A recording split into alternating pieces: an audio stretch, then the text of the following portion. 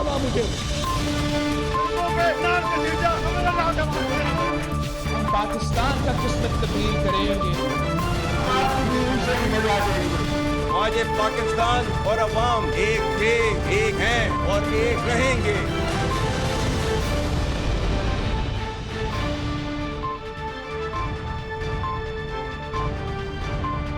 जी अस्सलाम वालेकुम। प्रोग्राम में आज भी पाकिस्तान के मुकदमे की बात करेंगे, कश्मीर के मुकदमे की बात करेंगे। मार्का हक भारत के खिलाफ बुनियानुम मरसूस इसकी अस्करी जंग बिलाशुबा थम गई हो, बेशक थम गई हो, पाकिस्तान को उस पर भारत के खिलाफ एक बेहतरीन फतह हासिल हुई हो, लेकिन मार्का हक और बुनियानुम मरसूस का एक नया एलिमेंट, एक नई डायमेंशन भारत के खिलाफ मुस्तकिल जारी रहेगी।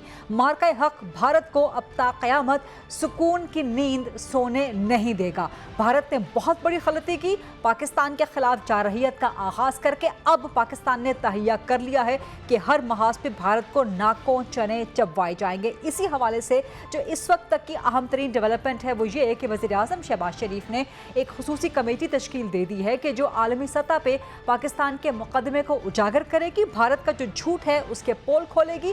पहले ही आलमी मीडिया और आलमी दुनिया भारत के तमाम झूठों को खुद से बेनकाब कर चुके हैं और उसको समझ भी चुके हैं, लेकिन इसके बावजूद पाकिस्तान मार्का हक के तहत बुनियानुम मरसूस के इस नई डायमेंशन के तहत भारत को सुकून की नींद ताक़यामत नहीं सोने देगा। भारत के झूठों को, भारत के झूठे बयानिए को, भारत की जारहियत को, भारत की रियासती बरबरीत को, भारत की रियासती दहशतगर्दी को हर सतह पे, आलमी सतह पे बेनकाब किया जाएगा। इसके लिए वज़ीर आज़म शहबाज शरीफ ने जो कमेटी तश्कील दी है, इस कमेटी के एक मेंबर हमारे साथ मौजूद हैं, उनसे बात करेंगे कि आलमी सतह पे इस जंग को मजीद पाकिस्तान आगे कैसे बढ़ाएगा और इसको कैसे जीतेगा। मेरे साथ मौजूद है PMLN के सीनियर मरकजी सरकर्द रहनुमा, साबिक वज़ीर दिफा भी रह चुके हैं, फॉरेन मिनिस्टर भी रह चुके हैं, खुर्रम दस्तगीर खान साहब। अस्सलाम वालेकुम खुर्रम दस्तगीर खान साहब, बहुत शुक्रिया प्रोग्राम के लिए वक्त देने पे। और ये वज़ीर आज़म शहबाज शरीफ ने जो कमेटी बनाई है कि आलमी सतह पे भारत के बयानिए को नाकाम बनाया जाए, मजीद नाकाम बनाया जाए, भारत के झूठ को मजीद बेनकाब किया जाए, इसमें आपको शामिल किया गया है। आप साबिक डिफेंस मिनिस्टर रह चुके हैं, फॉरेन मिनिस्टर रह चुके हैं, very good inclusion, I must say that. तो अब इस कमेटी की आपकी स्ट्रैटेजी क्या होगी, क्योंकि भारत की हमेशा देखने में आया है कई दहाइयों से इंटरनेशनल लेवल पे इनग्रेस है, बहुत ज़्यादा लॉबिंग की जाती है भारत की लॉबीज़ की तरफ से, इंटरनेशनल लॉबीज़ में भारत का बहुत ज़्यादा कंट्रोल है, वहाँ पे उनकी जो फाइनेंशियल असिस्टेंस है वो भी मौजूद है, गवर्नमेंट लेवल पे भी, नॉन गवर्नमेंट लेवल पे भी। तो इस सब को किस तरह से काउंटर करेगी आपकी कमेटी? जी, अगर हम एक जुमले में कह सकें तो स्ट्रैटेजी ये है कि हिंदुस्तान को दुनिया के सामने बेनकाब करना है कि वो एक बदमाश और गैर जिम्मेदार रियासत है। अंग्रेजी का लफ्ज है रोग एंड इररिस्पॉन्सिबल स्टेट। जी और इसके तीन हिस्से हैं जी। एक तो उनका हिस्सा ये है कि जो पाकिस्तान में दहशतगर्दी की सरपरस्ती करते हैं, उसको फाइनेंस करते हैं। उसके बाद पाकिस्तान में उन्होंने एक जिसे कहते हैं किराए के कत्ल की कैंपेन भी शुरू की हुई है, असैसिनेशंस की, जी वो भी दुनिया के सामने रखेंगे। और ये वैसी ही कैंपेन है जैसी उन्होंने अ, अमेरिका में और कनाडा में, जहां उनके ऊपर अदालतों में केसेस चल रहे हैं, वहां भी चलाई है। तो और मुस्तकिल तौर पर वो पाकिस्तान के अंदर उस पाकिस्तान को डिस्टेबलाइज कर रहे हैं। मसलन अगरचे एक सीज फायर इस वक्त मौजूद है, लेकिन हमने देखा कि सिर्फ कल के दिन में एक वजीरिस्तान में जो एक काफिला था फौज का, उसके जी ऊपर एक अटैक हमला हुआ। फिर किला अब्दुल्ला में एफसी के जो फोर्ट है उसके ऊपर अटैक हुआ। फिर एक सेकंड लेफ्टिनेंट थे, उनको डीआई खान में अगवा किया गया। जी और बदीन में एक मजहबी तंजीम के रहनुमा का कत्ल हुआ। और साथ ही जो है वो अ, आज़ाद बलूचिस्तान की वेबसाइट्स जो हैं वो लॉन्च की गई हैं जी पिछले 2 दिन में, जिसमें नया नक्शा डाला गया। उसके बाद हिंदुस्तान तो अपना काम जो है वो जारी रखे हुए है, चाहे वो अस्करी तौर पर नहीं लेकिन दूसरे तौर पे। तो हिंदुस्तान को एक्सपोज करना है एक दहशतगर्द रियासत के तौर पे, दहशतगर्दी और कत्ल करवाने वाली रियासत के तौर पे। लेकिन साथ ही उन्होंने जो आबी जारहियत की है इंडस वाटर ट्रीटी को सस्पेंड करके, उसमें भी हिंदुस्तान को जो है ना, हमने बेनकाब करना है दुनिया के सामने कि ये जो तरीकेकार है कि आप पानी जो एक तहजीबी विरसा है और 25 करोड़ पाकिस्तानियों की जिंदगियां जी। उसके साथ जुड़ी हुई हैं, उसको अगर हथियार बनाएंगे तो पाकिस्तान तो एक्शन लेगा। और इसीलिए जो बहुत हमारी कोशिश होगी कि हिंदुस्तान जो है हमारे सफारती दबाव के नतीजे में इंडस वाटर ट्रीटी में वापस आए, अदरवाइज जो है ये मामला बहुत आज नहीं तो कुछ सालों के बाद जंग का बायस बने। ठीक। तीसरी चीज जो है हिंदुस्तान का जो कॉन्डक्ट था मार्का हक के दौरान, कि उन्होंने जब उनके जहाज गिरे और उनको पसपाई हुई और उनका जो तमाम जो एयर सुपेरियोरिटी थी पाकिस्तान ने उसको तबाह करके रख दिया, तो उन्होंने इंतहाई गैर जिम्मेदार, और ये मैं जौहरी ताकत के तौर पे कह रहा हूँ, जो बैलिस्टिक मिसाइल्स का इस्तेमाल किया है 9 और 10 मई की रात को। जी। तो ये तो दुनिया के सामने ये बात बेनकाब कर दी है कि ये इंतहाई यानी बदमाशी की हद तक गैर जिम्मेदारी का मुजाहरा है, और एब्सोल्युटली। जो कि दुनिया जो है वो एक जौहरी जंग बर्दाश्त नहीं कर सकती। जी। तो हिंदुस्तान को वहां भी एक्सपोज करना है, और इसका जो ये जो तीन हमारे स्ट्रैंड्स हैं आर्गुमेंट के, टेररिज्म और असैसिनेशन, पानी और बैलिस्टिक मिसाइल का इस्तेमाल, उसका जो हल है वो यही है कि हिंदुस्तान और पाकिस्तान के मुज़ाकरात हों, और जो वजह तनाज़ा है कश्मीर, उसको हम हल करने की तरफ बढ़ें, तभी इस खित्ते में अमन आएगा जिसकी पाकिस्तान को ख्वाहिश है। खुर्रम सलीम साहब, ये जिस नुक्ते पे आपने एंड किया है ना कि जो कोर इशू है वो मकबूजा कश्मीर है, तो आपने 3 स्ट्रैंड्स का जिक्र तो किया, 3 कंपोनेंट्स का जिक्र तो किया, तो मेरा सवाल भी है and kind of an humble suggestion भी होगी कि जो मकबूजा कश्मीर है that is the basic and that is the core issue, और यही जो अभी शुरू हुआ, जो पाकिस्तान भारत के दरमियान एक 2025 में जंग हुई मकबूजा कश्मीर की वजह से हुई, तो कश्मीर में जो भारत की जारहियत है, जो जुल्म बर्बरियत कई दहाइयों से 7 दहाइयों से ज़्यादा वहाँ पे जारी है, this should also be the strand and the component आपकी स्ट्रैटेजी का and the foremost and the most important. जी, जी, वो बिल्कुल आपने दुरुस्त कहा, ये हमारे डॉसिए का हिस्सा है, जो भी डॉसिए रिलीज किया गया जी। है 1 दिन पहले, और इस पर आर्गुमेंट होगा। मैंने तो आपको चूँकि मार्का हक के जो बुनियादी जो नुकात थे जिस पर हमने जाके बात करनी है, लेकिन कश्मीर के अंदर तो अब एक नई जो है क्राइसिस क्रिएट हुआ है कि जो शायद मगरबी दुनिया को अच्छा नहीं लगेगा, लेकिन इसराइल ने जो गजा में तरीक़ेकार इस्तेमाल किया है और कर रहा है फ़लस्तीन में, इसमें उन्होंने जो है वो जो अब मुकामी आबादी है उसके वो घर तबाह करते हैं। तब आपको मालूम है कि उन्होंने घर भी तबाह किए हैं, उन्होंने ज़बरदस्ती की डिपोर्टेशंस की हैं, और वो जो उनका पिछले 40 साल से अब एक तरीक़ेकार राइज है कि वो किस तरह लाखों कश्मीरियों को कत्ल कर चुके हैं, टॉर्चर कर चुके हैं।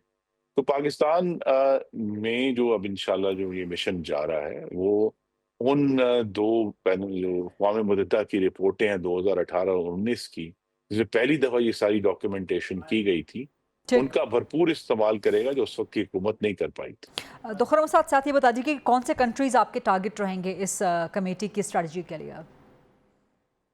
जी, अभी उसकी लिस्ट फाइनली जो है वो मुरतब की जा रही है, और गालिबन परसों मुझे तवक्को है, बुध के रोज़ वो तमाम डिटेल्स रिलीज़ हो जाएँगी। कल फ़ॉरेन ठीक। ऑफ़िस में पहली ब्रीफिंग जो है वो होने जा रही है। उसके बाद जो हतमी लिस्ट है और वो कौन-कौन से अरकान किन-किन ममालिक में जाएँगे, वो 1-2 दिन में रिलीज़ हो जाएगी। ठीक है, कुछ तो हमारे ब्रदर ममालिक हैं जिनका ऑब्वियस ममालिक है, उनका नाम सबको मालूम है, फिर कुछ हमारे दोस्त ममालिक हैं वो भी ऑब्वियस है, उनके नाम सबको मालूम है, लेकिन यूरोपीय यूनियन की तरफ से इस सारे सूरत हाल के दौरान काफ़ी ल्यूक वार्म सा रिस्पॉन्स सामने आया, तो क्या EU कंट्रीज़ को ख़ास तौर पर स्पेसिफिकली टारगेट किया जाएगा? जी, देखिए दुनिया में जो पावर सेंटर्स हैं, अमेरिका अगर से मुआशी तौर पर उस तरह का तवाना नहीं रहा, लेकिन फिर भी क्योंकि दुनिया में सबसे बड़ी जो सुपर पावर है और वो बहुत ज़्यादा डिफेंस के हवाले से दुनिया में मौजूद है, तो अमेरिका को फोकस करेंगे। ऑफ कोर्स ब्रसल्स में जहाँ यूरोपियन यूनियन मौजूद है उसको फोकस करेंगे। जो बरतानिया है जो नेटो का मेंबर भी है उसको फोकस करेंगे। लेकिन एक बुनियादी बात इस सारे इशू में ये है कि जिसकी वजह से पाकिस्तान के लिए सफारती तो दरवाज़ा खुला है, और वो जो फैक्ट है कि इतने दिन अब तकरीबन 3 हफ्ते से ज़ायद गुज़र गए हैं, हिंदुस्तान पहलगाम वाक़ये से पाकिस्तान का ताल्लुक साबित नहीं कर सका, उसका एक दैट्स राइट। टुकड़ा भी नहीं ला सके वो सबूत दैट्स का। Right.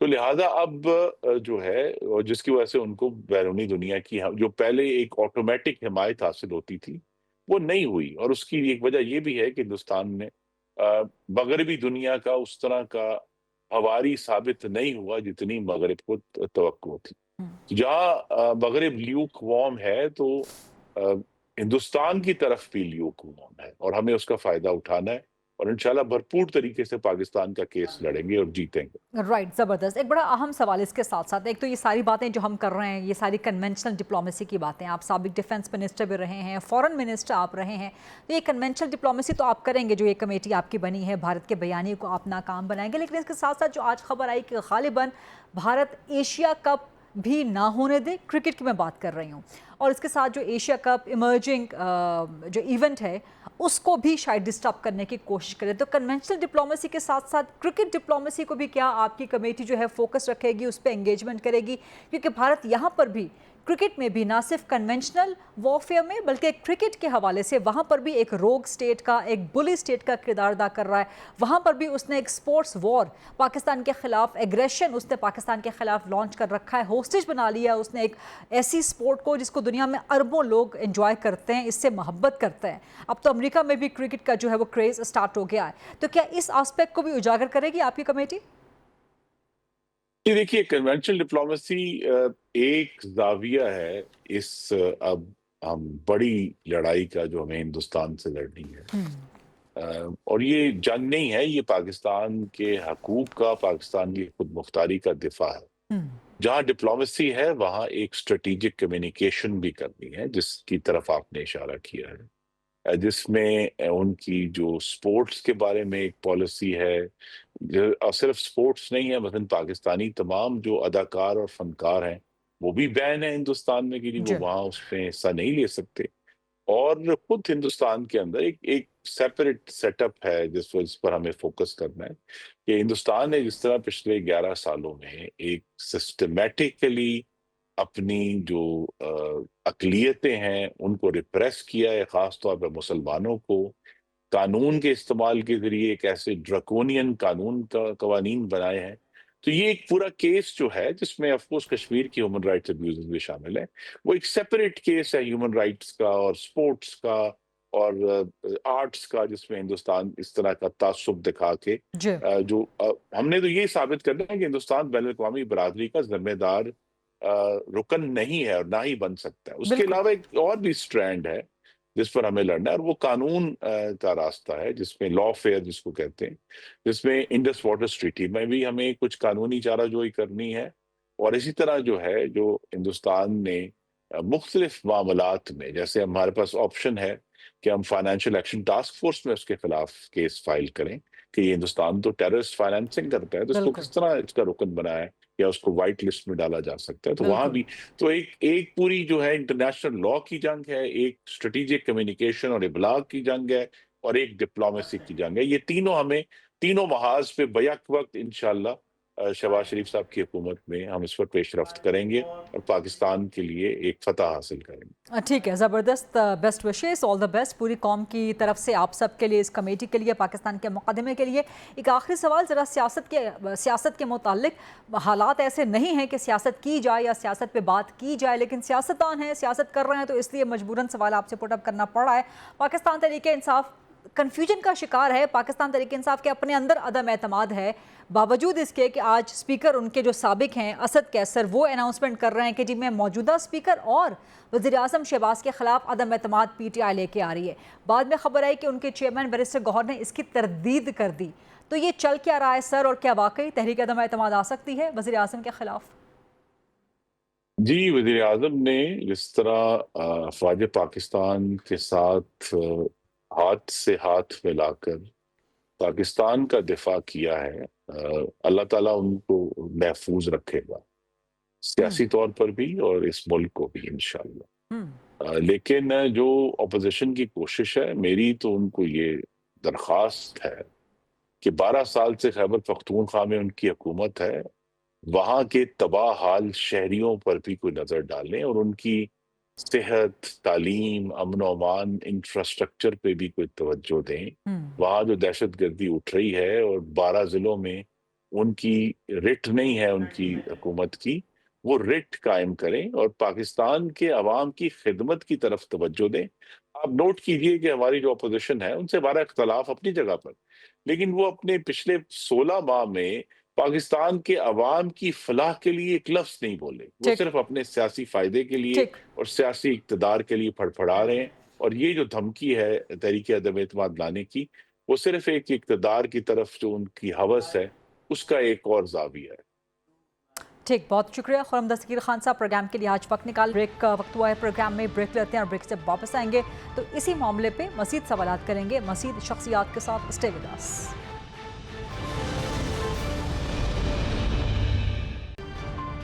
Ji welcome back after the break. इसी मामले के हवाले से बात करेंगे। मेरे साथ मौजूद हैं पाकिस्तान पीपल्स पार्टी की सीनियर मरकजी सरकर्दा रहनुमा, सीनियर नायब सदर हैं अपनी जमात की और सेनेटर हैं शेरी रहमान साहिबा। अस्सलाम वालेकुम सेनेटर शेरी रहमान साहिबा, बहुत शुक्रिया अपनी मसरूफियत में से वक्त निकालने के लिए। जो कमेटी तश्कील दी है बहुत ज़बरदस्त है। वज़ीर आज़म शहबाज शरीफ ने बिलावल भुट्टो को उस कमेटी का सरबराह बनाया है कि पाकिस्तान भारत के झूठ को, भारत के बयानिए को बेनकाब करे, उसके झूठ के पोल खोले आलमी सतह पर। आप भी उस कमेटी का हिस्सा हैं, ज़बरदस्त, बहुत अच्छी बात है। इस कमेटी की स्ट्रैटेजी क्या है पाकिस्तान के बयानिए को जो मार्का हक है, जो ऑपरेशन बुनियानुम मरसूस है, उसकी एक नई डायमेंशन कि अब आलमी सतह पर भी पाकिस्तान भारत को सुकून की नींद सोने नहीं देगा। लेकिन स्ट्रैटेजी क्या होगी इस कमेटी की? देखिए, पाकिस्तान ने कभी कोशिश नहीं की है कि भारत की नींदें खराब करें, किसी की नींदें खराब करें, ना जंग मुसल्लत करने की, ना कभी हमने पानी का कोई हथियार बनाया, ना हमने कोई ऐसी पेशकश में पीछे हटे जहां दहशतगर्दी हो, चाहे कोई भी इशू हो। हमने हमेशा कहा है कि इसको मज़ाकरात की मेज पर हल कर सकते हैं और हमने हमेशा मुस्बत देरपा सस्टेन्ड डायलॉग की बात की है, क्योंकि दोनों न्यूक्लियर ममालिक हैं। तो नींदें वो निकले थे हमारी खराब करने, हो गई उनकी, इसलिए हो गई क्योंकि वो अग्रेसर रहे और उन्होंने बगैर बिला इख्तियार हमला कर दिया, बगैर किसी प्रोवोकेशन के सिविलियंस पे हमला किया। फिर आप देखते रहे क्या किस तरह ये जंग चली है और पाकिस्तान ने जो जवाब दिया है तो वो उनको शज़्ज़र छोड़ गया। तो अब वो भी एक बहुत बड़े डिप्लोमेटिक ऑफेंसिव पे निकले हैं। तो ज़ाहिर पाकिस्तान ने तो वैसे ही करना था, क्योंकि ये बहुत अहम मौका है पाकिस्तान के लिए। पानी की उन्होंने ट्रीटी से एक तरफा एग्जिट खुद कर दिया है और फिर कोई कभी कुछ कहते हैं कभी कुछ, बल्कि जारहाना एक रवैया जारी है। जंगबंदी में भी उन्होंने खुद मांगा होगा, जहाँ तक ये बात है। और उनकी अक्सर और बेशतर वो चाहते हैं कि ये डिस्कशन ना हो, ये डिस्कशन हो ही ना, कि वो तीसरी पार्टी को उन्होंने इनवाइट किया। लेकिन हर दफा अमेरिका ही जंगबंदी और इस तरह के काम करके देता है जो वो नहीं डिस्कस करना चाहते, क्योंकि बीच में उनको वो प्रिटेंड करते हैं कि थर्ड पार्टी कोई आती नहीं है। थर्ड पार्टी हमेशा आती है जब आप खुद इतने हरधर्मी का मुजाहरा करते हो। जी राइट लेकिन अब स्ट्रैटेजी क्या होगी इस कमेटी को, किस किस सतह पे और कौन कौन से ममालिक को अप्रोच किया जाएगा? खासतौर पे ईयू, काफ़ी ल्यूकवार्म रिस्पांस ईयू की तरफ से रहा। अमेरिका तो बीच में डेफिनेटली सालिस का किरदार रहा, चीन का किरदार बहुत अहम है, दीगर ब्रदरली एंड फ्रेंडली कंट्रीज़ का, बरतानिया का बड़ा अहम किरदार। तो स्ट्रैटेजी क्या होगी, कौन कौन से ममालिक टारगेट किए जाएंगे? देखिए, ये ममालिक आपके सामने ब्रसल्स है, वो ईयू का महवर है और पार्लियामेंट का लंदन है जो यूके के लिए बहुत ऑब्वियसली वहाँ पार्लियामेंट भी है उनका, और उनके पार्लियामेंटेरियंस ने तो परसों कश्मीर पर रिपोर्ट भी निकाली है हाउस ऑफ कॉमन्स ने। तीसरा मुझे बताया गया है कि फ्रांस भी ऐड हुआ है। जी तो ये एक तरफ है, फिर अमेरिका भी जाएगी एक अलग कमेटी। तो ये सारे फैसले कल होंगे जी शाम को। राइट कौन किधर जा रहे हैं। राइट सेनेट में आज आपने बड़ी ज़बरदस्त स्पीच भी की और आपसे पहले अपोजिशन ने भी तकरीर की और उसमें उन्होंने ये नुक्ता उठाया कि जो अपोजिशन के किसी मेंबर को इस कमेटी में शामिल नहीं किया गया। तो क्या ये कमेटी रिकन्स्टिट्यूट होनी चाहिए, हो सकती है? आपका इस पर क्या है व्यू पॉइंट कि क्या एक अपोजिशन को भी इसमें शामिल करना चाहिए ताकि एक नेशनल हॉलिस्टिक अप्रोच के साथ एक कमेटी जाए, या सिर्फ हुकूमत की ही कमेटी रहनी चाहिए? सुन लें, ये कमेटियां हमेशा दुनिया भर में एक पार्लियामेंट की कमेटियां होती हैं, एक हुकूमत की कमेटी है। ये हुकूमत की कमेटी है। पार्लियामेंट बेशक और ज़रूर अपनी मुअस्सर कमेटी बनाए और मैंने उनको सपोर्ट किया कि पार्लियामेंट की कमेटी में वो भी ज़रूर हिस्सादार हों। आज उन्होंने बल्कि अपोजिशन ने तो अच्छा किरदार अदा किया, मुस्बत किरदार अदा किया। चाइल्ड मैरिज बिल में मुझे सपोर्ट किया उन्होंने, तो बिल तारीखी तौर पर पास हुआ है जी ICT के लिए। राइट, तो आप समझती हैं कि ये सिर्फ हुकूमती कमेटी है, इसमें हुकूमत के ही मेंबर्स होने चाहिए, तो अपोजिशन की कोई अलग कमेटी बना दी जाए, या अपोजिशन जिस तरह उन्होंने कहा कि हम अपने ज़ाती खर्चे पे जाएंगे, पाकिस्तान का मुकदमा लड़ेंगे? अजीब सी बात है जी, जरूर वो, अब मैं नहीं माहौल नहीं खराब करना चाहती खरीदा। If you want to talk about उनका किरदार क्या रहा है, मैं इसमें नहीं पढ़ना चाहती। आप जरूर उनसे पूछ लें वो क्या चाहते हैं। पार्लियामान की कमेटी उनको कह दिया गया है बनाएगी, जाहिर है वो हुकूमत की कमेटी में नहीं हो सकते। ये तो ऐसा होता नहीं है कभी भी कहीं भी। पार्लियामान कमेटियां बनाएगा, स्पीकर साहब आए वो बनाए, ठीक है ना? ठीक है, आपने कहा कि माहौल ख़राब नहीं करना चाहिए, लेकिन बावजूद इसके कि हालात नहीं हैं, सियासत हो रही है। आज भी अपोजिशन ने, पाकिस्तान तहरीक इंसाफ ने कहा कि हम वज़ीर आज़म और स्पीकर के खिलाफ अदम एतमाद ला सकते हैं। ये असद कैसर साहब ने कहा, जो साबिक स्पीकर हैं कौमी असम्बली के। साथ ही PTI के चेयरमैन बैरिस्टर गौहर कहते हैं कि हम नहीं ला रहे। तो क्या ये वक्त है सियासत करने का, या इस किस्म की इमेच्योर सियासत करने का जहाँ पे कंट्रोवर्सीज और कॉन्ट्रडिक्टरी स्टेटमेंट्स आते रहे? खुद ही कह रही हैं गरीदा, और सही कह रही हैं कि ये कोई वक्त नहीं है गैर बालिग सियासत का, और देखना चाहिए कि सारी दुनिया आपको देख रही है। वो तो आपस में लड़ रहे हैं ना, अभी तो और किसी से नहीं लड़ पा रहे, और बेहतरी इसी में होगी कि ये रवैया जो उन्होंने जंग के दौरान इख्तियार किया, पार्लियामेंट में कम से कम सपोर्ट करने का, रेजोल्यूशन वगैरह, उसको जारी रखें। उनकी फिर मौसर कारकर्दगी अगर नजर आती है तो आई थिंक उनके लिए बेहतरी होगी। बट मैं PTI की पॉलिटिक्स में पढ़ती नहीं हूँ ना, उन पे कमेंट करती हूँ। राइट, बहुत शुक्रिया सेंटर शेर रहमान साहिबा और आपके ज़बरदस्त जवाबात का। सेंटर शेर रहमान साहिबा हमसे बात कर रही थी। इनकी जो कमेटी वज़ीर आज़म ने तश्कील दी है कि भारत के बयानिए का मुंह तोड़ जवाब दिया जाए आलमी सतह पे, उस कमेटी की स्ट्रेटजी क्या होगी, कल इसकी डिटेल्स फाइनलाइज हो जाएंगी, कौम के सामने आ जाएंगी, और फिर उसके बाद पाकिस्तान मज़ीद एग्रेसिवली और मज़ीद पैशनेटली पाकिस्तान के मुकदमे को आलमी सतह पे आगे लेके चलेगा। एक ब्रेक का वक्त हुआ है, ब्रेक लेते हैं। ब्रेक के बाद जब वापस आएंगे इसी हवाले से मज़ीद question answers.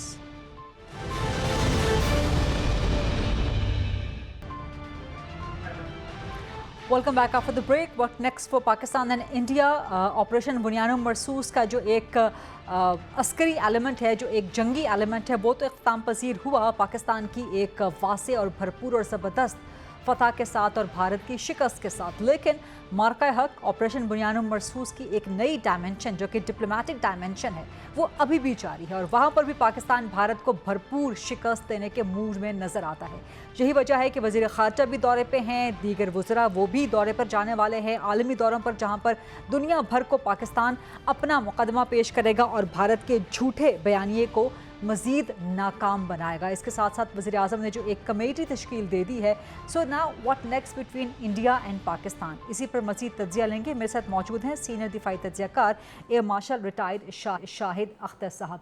So thank you very much. अस्सलाम वालेकुम, वक्त आज प्रोग्राम के लिए देने के लिए। So what next for India and Pakistan? ख़ासतौर पर डिप्लोमेटिक ऑफेंस इंडिया ने भी स्टार्ट कर दिया है और बड़े एग्रेसिव दौरे स्टार्ट कर दिए हैं दुनिया भर के ममालिक के, गिवन दैट उनको एहसास हो गया कि सिफारती सतह पर भी पाकिस्तान ने जिस तरह से उनको शिकस्त दी है, जिस तरह से उनका गला दबोचा है कि उनकी आवाज़ नहीं निकल रही और उनका बयानिया दुनिया तस्लीम नहीं कर रही, तो इस मौके को भी खाली नहीं देने जाना चाहता पाकिस्तान।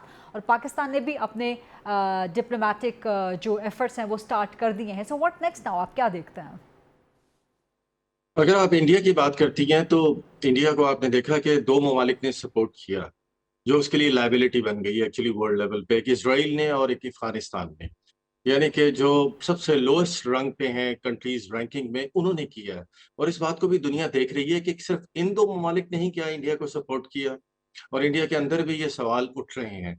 यानी अब इंडिया अपना जो एक शशि थरूर साहब की सरबराही में वो अपना भेज रहे हैं डेलीगेशन, अब उनकी फ्यूचर की ये मुझे अटेम्प्ट नजर आ रही है कि वो अब मजीद ममालिक को अपने साथ इकट्ठा करने की कोशिश करेंगे, ताकि अगर कभी आइंदा इस किस्म का मार्का आए तो उनको कुछ और वॉइसेस उनकी सपोर्ट में मिल जाए। मसलन शायद वो जब हम देखते हैं तो जापान की तरफ जाएंगे, मे बी साउथ कोरिया या ताइवान की तरफ, क्योंकि वो कंट्रीज वैसे ही चाइना के अगेंस्ट हैं। यूरोप में वो कोशिश करेंगे मेरे ख्याल में फ्रांस और जर्मनी को अपनी तरफ जी। करने की। अफ्रीकन साइड पे शायद वो मे बी कीनिया को ट्राई करें, बिकॉज साउथ अफ्रीका तो बिकॉज वो इसराइल का अगेंस्ट है, तो वो इनके साथ इस मामले में बिल्कुल नहीं खड़ा है। इसी तरह पाकिस्तान को भी अब अपनी जो बेस है उसको ब्रॉड करने की जरूरत है। अभी तो हमें रशिया ने किया, वो चाइना ने किया है, अजरबैजान या टर्की ने ओपनली, लेकिन मेरे ख्याल में अब हमें इसको ब्रॉड करने की जरूरत है। नेक्स्ट टाइम ईरान को भी करना चाहिए, हमें सेंट्रल एशियन रिपब्लिक्स को भी देखना चाहिए कि वो भी इस मामले में हमारे साथ खड़ी हों, सऊदी अरब को खड़ा होना चाहिए, यूएई को, and why not Syria also. So इस स्टेज पे हमें अपनी बेस को ब्रॉड करने की जरूरत है। राइट सर, मिलिट्री ऑफेंस पे तो पाकिस्तान ने, मिलिट्री फ्रंट पे तो पाकिस्तान ने जिस तरह से भारत को शिकस्त दी, आपका खुद ताल्लुक फ़ज़ाइया से रहा है, एयरफोर्स से रहा है, तो 6-0 की जो एक इबरतनाक शिकस्त पाकिस्तान ने भारत को दी, वो तो भारत सदियों तक नहीं भुला सकेगा, ता क़यामत उसको नहीं भुला सकेगा। डिप्लोमेटिक लेवल पे, डिप्लोमेटिक फ्रंट पे अगर हमें भारत को शिकस्त देनी है तो क्या कुछ इसके अलावा पाकिस्तान को मज़ीद करना पड़ेगा? और क्या आप समझते हैं कि इन सब के साथ साथ अब जो जंग है वो सिफारती सतह पे शुरू हो गई है पाकिस्तान और भारत के दरमियान, तो आप समझते हैं कि ये कहीं जाके आगे डायलॉग टेबल पे बैठना आपको कहीं मुमकिन नज़र आता है इन द नियर फ्यूचर? देखिए, अगर तो आप इंडिया का मूड देखें तो वो बिल्कुल डायलॉग नहीं चाहता, ना ही वो मुज़ाकरात की टेबल पे बैठना चाहेगा, और लेकिन उसके लिए वो अमेरिका का पूरी मूड तो अटेम्प्ट है, करेगा। ट्रम्प तो कह चुके लेकिन हैं कि लेकिन वो डिनर टेबल पे दोनों को इकट्ठा बिठाने के इंतजार में है। अच्छा, लेकिन जो इंटरेस्टिंग इक्वेशन इस वक्त वर्ल्ड लेवल पे डेवलप हो चुकी है, जो कि शायद हमारे लिए बड़ी फायदेमंद है, वो है ट्रम्प साहब की सियासत करने का अंदाज।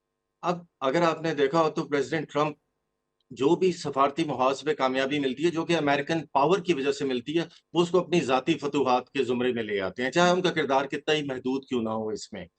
और हमने देखा है कि अभी उन्होंने 4 जगहों पे उनकी एफर्ट नजर आ गई हमें, यूक्रेन में आ गई, अरब इसराइल की नजर आ गई, ईरान में आ गई, और पहले वो नॉर्थ कोरिया के साथ कर चुके हैं। यानी कि सिर्फ एक तनाज़ा रह गया है, इंडिया पाकिस्तान। वो इसका भी क्रेडिट लेना चाहते हैं। और इंटरेस्टिंग चीज़ ये है कि प्रेसिडेंट ट्रम्प अपनी जो उनकी एक नेचर है, और अपने जो वो एक क्रेडिट वो किसी भी चीज में लेना चाहते हैं, उसके लिए इवन वो स्ट्रेटेजिक पार्टनर को भी समटाइम्स प्रेशर में ले आते हैं, जैसे हमने देखा कि नेटो के साथ उन्होंने किया, और अब वो इंडिया के साथ भी वो यही कर रहे हैं। So this is a very very interesting development, जिसका पाकिस्तान को भरपूर फायदा उठाना चाहिए। लेकिन मैं इसके साथ एक और चीज भी ऐड करना चाहूंगा कि अगर कभी वो मुज़ाकरात हम देखें कि हमारी फेवर में नहीं जा रही हैं फॉर एनी रीजन, और अमेरिकन दबाव की वजह से वो एक खास शक्ल इख्तियार कर रहे हैं, तो हमारे पास फिर फर्स्ट लाइन ऑफ डिफेंस भी होनी चाहिए, which is the countries that support Pakistan. हमारे पास चाइना है, हमारे पास टर्की है, हमारे पास गल्फ कंट्रीज भी होने चाहिए। सो हमारी एक सपोर्ट बेस भी होनी चाहिए, जिसकी बेस पे हम इन मुज़ाकरात की तरफ आगे जाएं। अदरवाइज हमारी जो बेस है मुज़ाकरात की, वो हमारा बयानिया है कि हमारा दिफा मजबूत है, लेकिन हम अमन के ख्वाह हैं। So this should be our policy. Sir ये बात बिल्कुल ठीक है, और ये पाकिस्तान का बयानिया पूरी दुनिया ने माना है, और ये बरहक है पाकिस्तान का बयानिया। लेकिन sir we all know that peace can not be earned unilaterally, it has to be bilateral. So दो फरीक़ैन में से अगर एक फरीक ही बार बार कहता रहे कि मैं पुरअमन हूँ और मैं अमन चाहता हूँ, लेकिन दूसरा फरीक अगर मुसलसल जंग चाह रहा हो, तो उसमें फिर where is the middle ground? So क्या आप समझते हैं कि अभी मुस्तकबिल करीब में there is no chance of any diplomacy being in effect between India and Pakistan? नहीं, ऐसा नहीं कहना चाहिए, बिकॉज अगर हम वर्ल्ड हिस्ट्री को देखें तो सारे डिस्प्यूट जो हैं वो अल्टीमेटली टेबल पे ही तय हुए हैं। आप किसी लेकिन की सर ये गर्दन तब पे ना बंदूक कि जब रख दोनों के, फरीक कहीं ना कहीं राजी हुए या दोनों को राजी किया गया, तो यहाँ पर तो इंडिया ना राजी हो रहा है, ना वो राजी होने के मूड में नजर आ रहा है।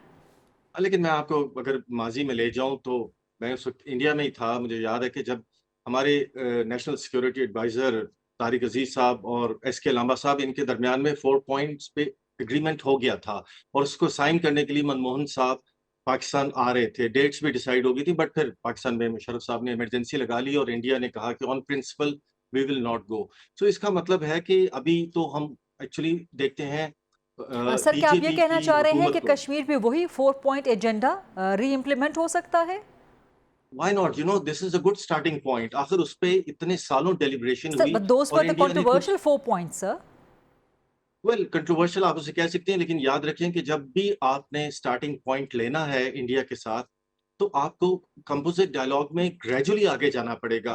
इट्स नेक्स्ट टू इम्पॉसिबल कि आपके जो बहुत ही ज्यादा क्रॉनिक इश्यूज हैं, कश्मीर हो गया, सियाचिन हो गया, सिर क्रीक हो गया, कि आप ये फौरन इन्हीं पे स्टार्ट करें और इनको रिजॉल्व करके बाकी आगे जाएं। ऐसे नहीं कभी भी आगे जाया जाता। You think Kashmir is the and Kashmir, Sir Creek and all these are the chronic issues or the core issues? Well chronic में इस सेंस में कर रहा हूँ कि बहुत पुराने हैं ये, ठीक Right. है ना। और कोर तो ऑब्वियसली मतलब मैं चूंकि जिक्र ही इन तीन का कर रहा हूँ तो इसका मतलब है कि बेसिक इश्यूज ये हैं, इसके अलावा तो हमारा कोई इशू नहीं है।